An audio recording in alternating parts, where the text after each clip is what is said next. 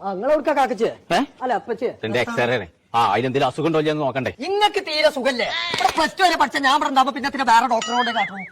എനിക്കിപ്പോ നോക്കാനൊക്കെ അറിയോ? എന്താ എന്റെ അപ്പച്ചേ, ഇത് വോൾവാൾവിന്റെ ഇടയിൽ കൂടെ കിഡ്നി അടിച്ചു പോയതാണ്. അടച്ച റബ്ബേ, 5ാമത്തെ ഏമ്പക്കത്തിലാ പോയത്. ഏമ്പക്കടാനും പറ്റൂലേ? പറ്റൂല, അടിച്ചു വയ്ക്കണേ. നിങ്ങൾക്ക് ഇവിടെ വേനുണ്ടോ? അവിടെ വീക്കുണ്ട്. അത് പേഴ്സാണേ. ഇപ്പച്ചേ ഡിമണ്ട് ടാക്കറിന്റെ ഇടയിൽ കൂടെ ക്രിമി കയറിക്കണല്ലോ. ഇച്ചോ? മൊത്തത്തിൽ അടിച്ചു വയ്ക്കണെന്നാ തോന്നണേ. ഇജ്ജ് കാട്ടിക്ക, ചന്ന വലിയ വിശ്വാസമില്ല. ഞാനേ ആ കുട്ടിയെ തന്നെ കാണിച്ചോളാം.